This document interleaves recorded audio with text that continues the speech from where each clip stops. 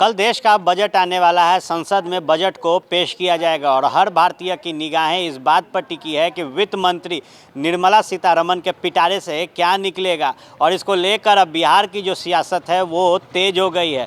गौरतलब हो कि विश्व व्यापक महामारी के बाद पूरे हिंदुस्तान को लॉकडाउन किया गया, जिसके बाद हिंदुस्तान के सहित बिहार की जो जीडीपी है वो भी गिरी। अब देखने वाली बात होगी कल जब निर्मला सीतारमण का पिटारा खुलेगा तो बिहार के साथ साथ देश के लोगों के लिए उस पिटारे से क्या कुछ निकलता है।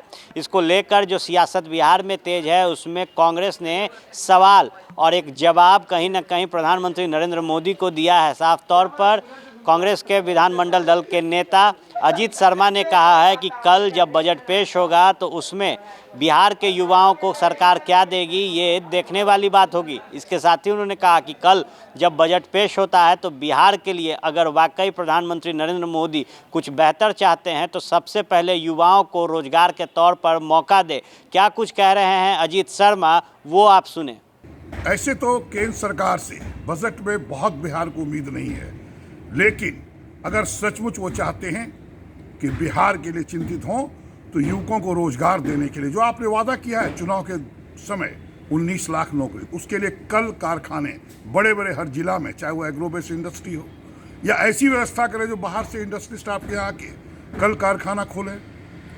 दूसरी बात आपको यह करनी होगी कि इंडस्ट्री खोलने के लिए सस्ते दर पे बैंकों से कर्ज दिलाने की व्यवस्था करना, सब्सिडी जो लोग इंडस्ट्री खोलें सब्सिडी देने की व्यवस्था करना। जब आप इन चीज़ों को करेंगे तो युवकों को निश्चित तौर पर रोजगार मिलने की व्यवस्था होगी।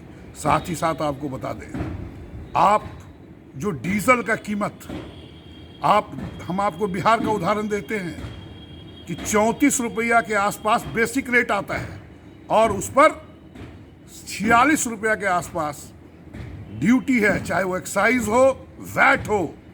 सोचिए आप, डीजल की कीमत बढ़ गई और पहले यूपीए सरकार में जब $120 प्रति बैरल था उस समय भी डीजल का रेट ये नहीं था।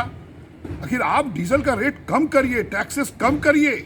इस जब तक कम नहीं करिएगा तो किसान को उसके लागत का मूल्य तक नहीं आएगा, महंगाई पर कंट्रोल नहीं होगा। इसलिए ये दो काम बहुत जरूरी है और बिहार की जनता उम्मीद करती है कि रोजगार देने की व्यवस्था और डीजल की दाम कीमत कम करें ताकि किसानों का कॉस्टिंग कम हो, महंगाई का दर कम हो सके। आपने सुना अजीत शर्मा का ये बयान। अब देखने वाली बात होगी कि जहां कल हर देशवासियों की निगाहें बजट पर टिकी होगी, क्योंकि जहां वैश्विक महामारी से पूरा विश्व स्तब्ध रहा, हिंदुस्तान को लॉकडाउन किया गया, इस दौरान कई लोगों के जो रोजगार थे वो चले गए। ऐसे में कल जब बजट पेश किया जाएगा तो आम लोगों को राहत मिलेगी या फिर महंगाई की मार झेलनी पड़ेगी, ये देखने वाली बात होगी। तमाम राजनीतिक गलियारों की खबरें हो या फिर क्राइम से जुड़ी आपको फर्स्ट बिहार पे मिलेंगी। बने रहे फर्स्ट बिहार के साथ। धन्यवाद।